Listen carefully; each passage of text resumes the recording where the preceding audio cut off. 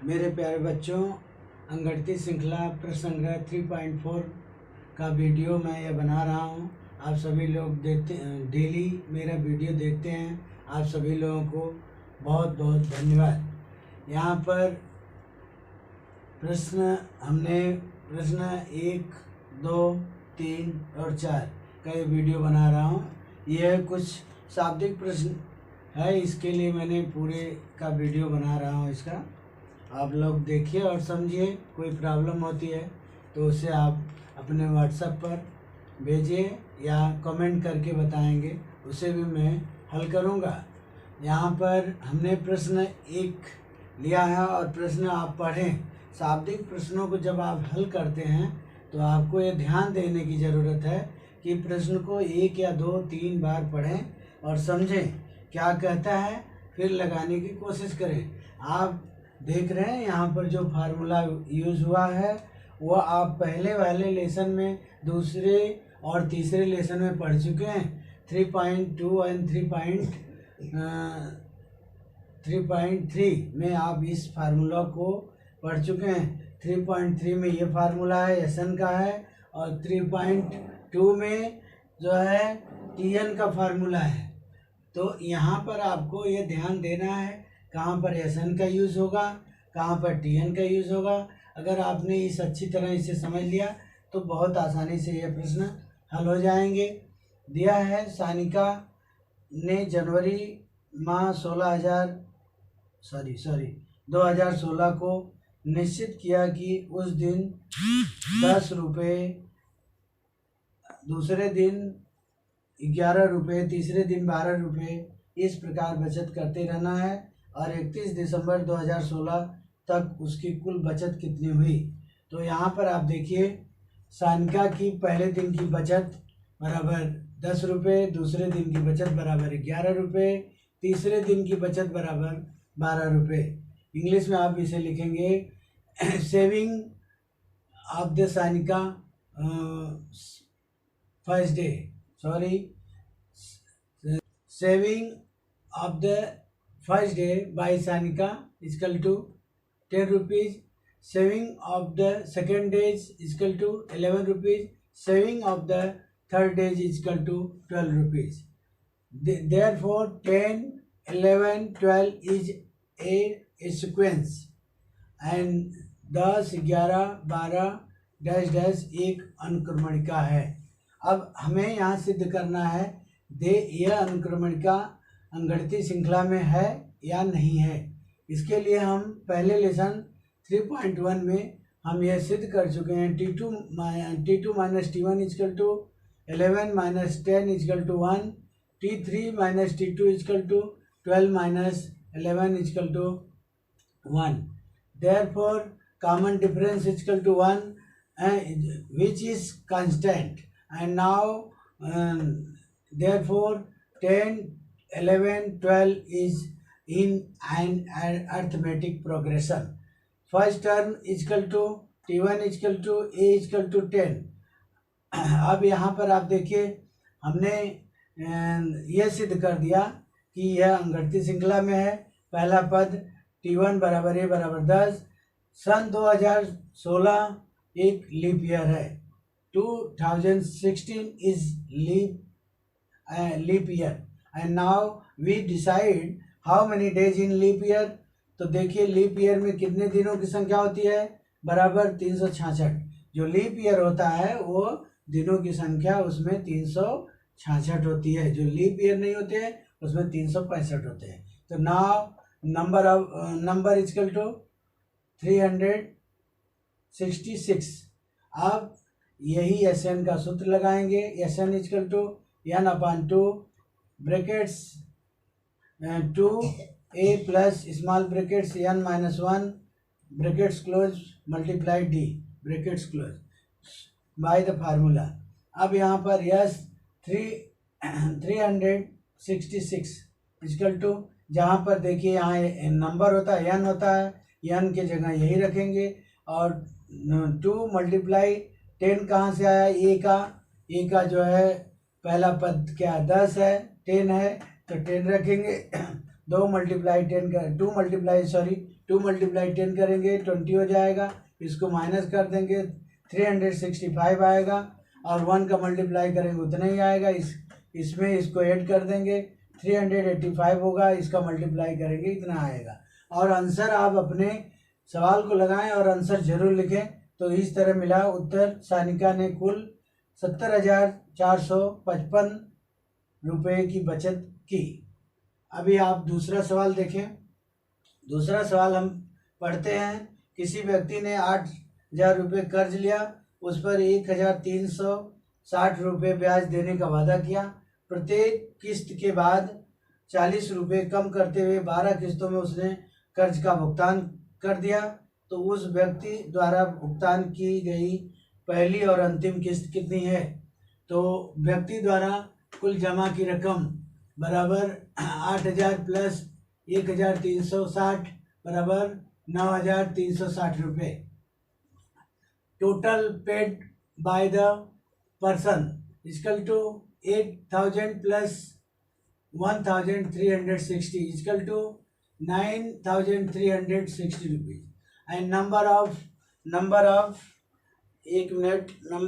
Instalment equal to 12। Therefore S 12 equal to 9,360। आपको यहाँ पर ये चीज़ ज्ञात है, किस्तों की संख्या 12 है और यस 12 लगाएंगे, इसका मतलब और प्रत्येक किस्त के बाद 40 रुपये कम भुगतान करता है। इसे इंग्लिश में दिया है each instalment is 40 rupees less than preceding one. And इतना आप लिखिएगा। बुक में भी देख सकते हैं इंग्लिश में क्या लिखा हुआ है, उसे आप लिख लीजिए। और यहाँ पर 40 रुपये कम करता है, लेस करता है, इसका मतलब हुआ D इक्वल टू -40। देयरफॉर यह अंगड़ती श्रृंखला में this is an arithmetic progression. I use formula S N equal to n/2 brackets 2a plus n-1 bracket close multiply d by the formula. यहाँ पर आप लिखें यस 12 लगाएंगे क्योंकि किस्तों की संख्या 12 है। 12 किस्तों में कुल कितना रुपए देता है, टोटल पूछा है, कुल पूछा है। जहाँ टोटल पूछे तो वहाँ पर एसन का वही फार्मूला होगा। तो यहाँ पर देखिए हमने टोटल लास्ट में निकाला, इससे हमने ए प्राप्त किया। ए मतलब पहली किस्त में कितना दिया, तो पहली किस्त में उसने 1,000 रुपया चुकता किया। अब अंतिम किस्त देखिए निकालने के लिए मैंने 3.2 में अंतिम पद को TN बोलते हैं, TN। तो TN का सूत्र लगाएंगे, TN equal to A plus n-1 पूरे D करेंगे और ये फार्मूला बाय द फार्मूला। अब यस 12 लगाया, किस्तों की संख्या यस 12 में कितना वो रुपए दिया है ये TN लगाने से मालूम होगा। टोटल यस पूछेगा तो हमने बताया ना, यह वो एसन का सूत्र लगेगा और TN में वह कितना रुपए दिया है ये ज्ञात करने के लिए TN 12 लगाएंगे। TN 12 का सूत्र लिखा तो ये पहली किस्त है 1,000, तो ये 1,000 देखिए लिखा गया, प्लस n मतलब 12 लिखा जाएगा यहाँ पर, -1 और ब्रैकेट्स क्लोज करेंगे, मल्टीप्लाई 40 दिखाएंगे। अब यहाँ पर 12 में से 1 गया 11 मल्टीप्लाई 40 करेंगे। क्या है प्रश्न 3 पढ़ते हैं पहले। सचिन द्वारा राष्ट्रीय बचत प्रमाण पत्र में पहले वर्ष 5,000 रुपये, दूसरे वर्ष 7,000 रुपये, तीसरे वर्ष 9,000 रुपये इस प्रकार निवेश किया गया, तो सचिन ने 12 वर्षों में कुल कितना निवेश किया। अब यहाँ पर 12 वर्षों में कुल कितना निवेश किया एकदम स्पष्ट होता है ये सवाल कि आपको क्या लगाना है। पहले तो ये सिद्ध करना है कि जो ये हमारे दिए गए हैं बचत, ये अंगड़ती श्रृंखला में है या नहीं। अगर अंगड़ती श्रृंखला में है तो ये पद ज्ञात हो जाएगा, डिफरेंस ज्ञात हो जाएगा और तो n बराबर 12, इसका मतलब n जो है नंबर जो है 12 है, लेकिन कुल पूछा है कितने रुपए निवेश करेगा। इस यह कुल निवेश के लिए हम एसएन का फार्मूला लगाएंगे। अगर ये पूछता कि 12वें निवेश में कुल कितना पैसा उसने निवेश किया, तब हम टीएन का सूत्र लगाते। लेकिन यहाँ पूछा है कुल शुरू से लेके और 12वीं किस्त तक, 12वें निवेश तक वह कितना रुपए जमा किया, इसके लिए आपको एसएन का फार्मूला लगाएंगे। देखिए, सचिन द्वारा पहले वर्ष निवेश की रकम इसका बराबर 5000 लिखेंगे। The investment of the Sachin in first year equal to 5000 and the investment of the second year is equal to 7000, investment of the third year is equal to 9000, and T2 minus T1 is equal to 7000 minus 500 is equal to 2000, and T3 minus T2 is equal to 9000 minus 700 is equal to 2000। यहाँ पर क्या आपको समान मिल रहा है? जब हम इसको अंतर निकाल रहे हैं तो 2000 का आ रहा है, इसका मतलब डिफरेंस 2000 हो गया। इसलिए देयरफॉर यह अंगगणितीय श्रृंखला में है। This is an arithmetic progression. Here A equal to T1 equal to 5000, D equal to 2000 and N equal to 12। N बता दिया हूँ, उसने 12 वर्षों में कुल कितना निवेश किया ये पूछा है। तो एसएन का फार्मूला लगाएंगे या 12 लगाएंगे, और जहाँ पर जैसा मान रखा है एन की जगह हम 12 रखेंगे, और दो देखिए ब्रैकेट्स में क्या लिखेंगे, 2 मल्टीप्लाई 5000 ए का मान रखा हूँ, ये है यहाँ पर। फिर प्लस ब्रैकेट्स में 12 माइनस 1 ब्रैकेट्स क्लोज मल्टीप्लाई 2000, इसको हल कर लेंगे लास्ट में। 12 माइनस 1 करेंगे 11 आएगा, 11 का मल्टीप्लाई 2000 के साथ करेंगे आपको 22000 आ जाएगा। इसको इसमें ऐड करेंगे तो 32000 आएगा, 32000 से मल्टीप्लाई करेंगे यह 12 आ जाएगा। अर्थात सचिन ने 12 वर्षों में कुल 1,92,000 रुपये जमा किया।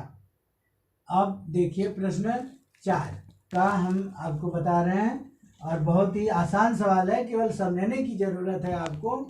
इसमें लिखा है कि किसी नाट्यगृह में कुर्सियों की कुल 27 कतारें हैं, और पहली कतार में 20 कुर्सियाँ, दूसरी कतार में 22 कुर्सियाँ और तीसरी कतार में 24 कुर्सियाँ।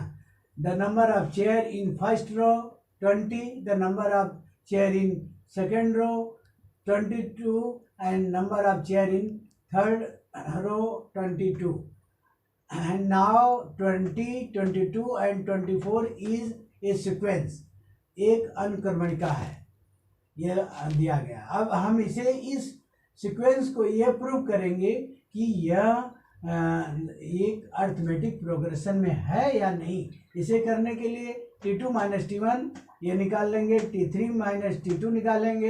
यहाँ डिफरेंस 2 देख रहे हैं तो दिखाएंगे common difference equal to 2 which is constant, and now this is an arithmetic progression.